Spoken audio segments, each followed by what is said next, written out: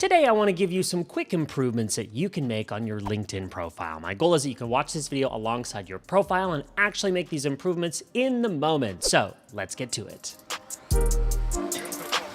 I'm Pallen, a brand strategist. Welcome to my channel where I share practical advice to build your brand. Today, we are improving your LinkedIn profile. Before we start that, I thought I'd share a free worksheet that I have that walks through each of the action items that I'm giving you today. It's totally free. I'm linking to it below. My way of saying thanks for hanging out with me today. Let's get started with tip number 1.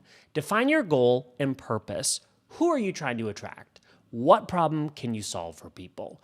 Really give that some thought for a moment. Get clarity on the why. Why are you even on LinkedIn in the first place? The answer shouldn't be because everyone else is. Without a goal in mind, you'll flounder and you likely won't find success on this platform, and it probably won't be sustainable.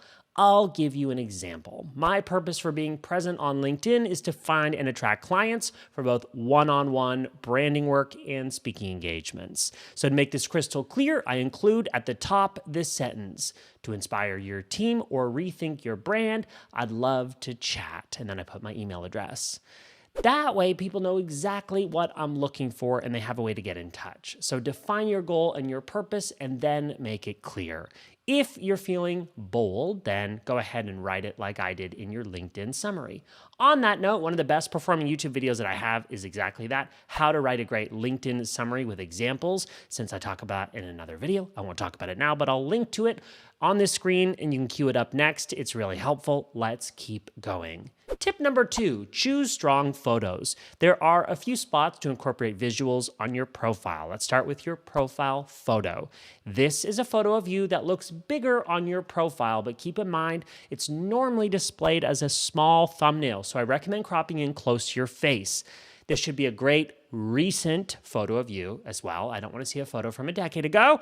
This profile photo is the online substitute of you in place of you in real life. So you should put some effort into it, like you would put some effort into an outfit or hair or makeup to show up in real life. It's the online version of that.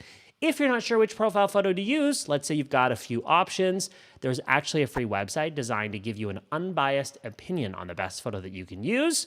Not a sponsor, just a resource that I think is really cool. It's called photofeeler.com, and it's a really handy tool, and I love that it's free. You can also now have an animated profile photo. I do not have one of these yet, but I do plan on incorporating this in the near future.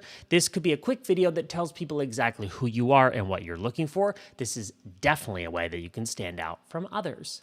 The second photo opportunity on your profile is your cover or header photo. Ideally, this is more than just another photo of you, something that tells us a bit more, that might, incorporate or might be important to your career or your industry. In mine, I have media coverage that I've amassed as a brand strategist. This might help convey to people that I am, in fact, an industry expert. That's why I've added logos of media publications that I've appeared in. You don't necessarily need to do the exact same thing, but consider what might add a little punch to your profile, maybe a quote or a photo of you speaking on stage. Those are a few ideas. Let's keep going.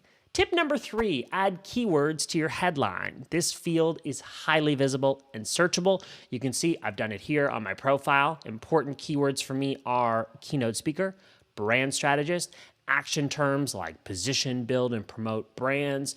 You don't have a ton of space here, character use, so you want to use it wisely. Utilize keywords that will help the right audience find you and understand quickly how you can be of value to them. So pretty straightforward.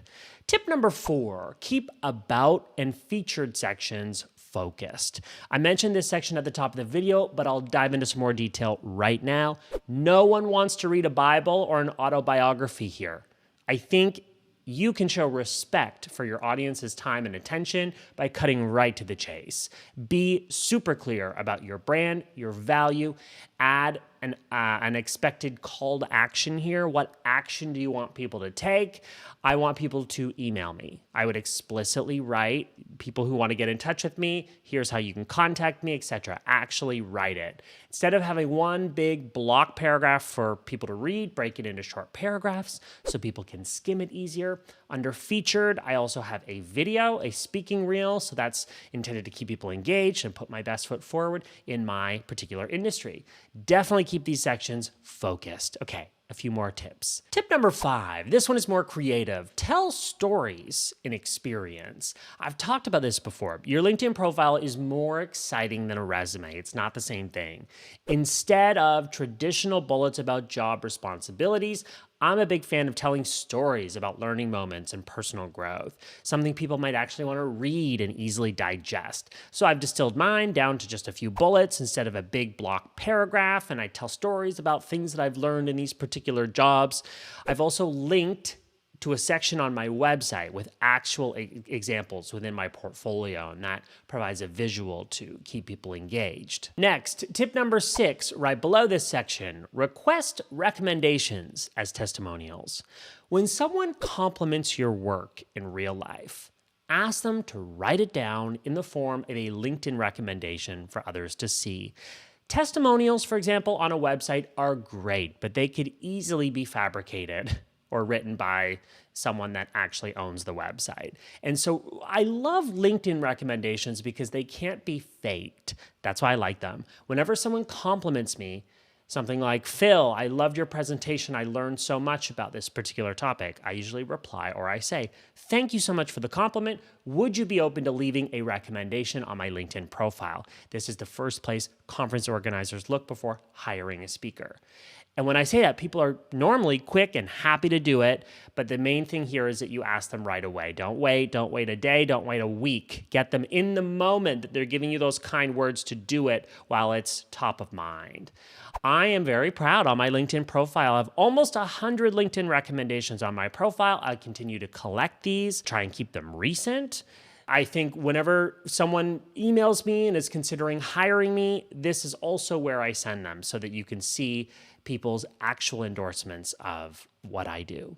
And hopefully this gives someone confidence in my abilities to deliver. Okay, we've arrived at the final tip. Tip number 7, post on LinkedIn. That's it. That's the tip. Post on LinkedIn. Create content like you might be doing on other social media platforms. LinkedIn wants you to be active, so their reach is incredible. To put this in perspective, the platform has 774 million users, but only half of all registered LinkedIn users are actually active, which means they log in at least once a month. That's why I'm a fan of posting updates, even articles like you can see here on my profile.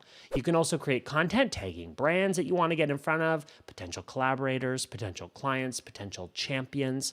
Another thing you can do, leave comments on posts by high-profile people, assuming you want to get in front of their audience too. Another idea, video on LinkedIn. Very few people actually use video on this platform still. And so by doing that, you're more likely to stand out. Again, LinkedIn is a business that makes money through advertising. The more active users are on this platform, the more money they make. As it stands, compared to other platforms, people log in, but they don't share content, and content is how you get seen.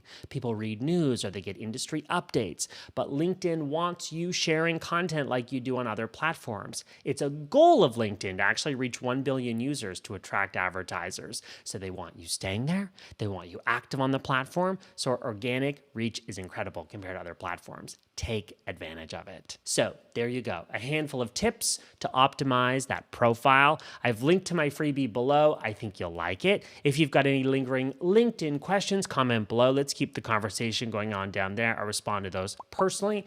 And if you enjoyed this video, give it a like. That helps other people discover these videos, which I work hard to create for you. And subscribe for more of my videos on branding, positioning, building, and promoting your brand. Next, I'm sharing a few videos I think you'll be interested in. I'm Phil Pallen. Thanks for watching. Those videos are coming up next.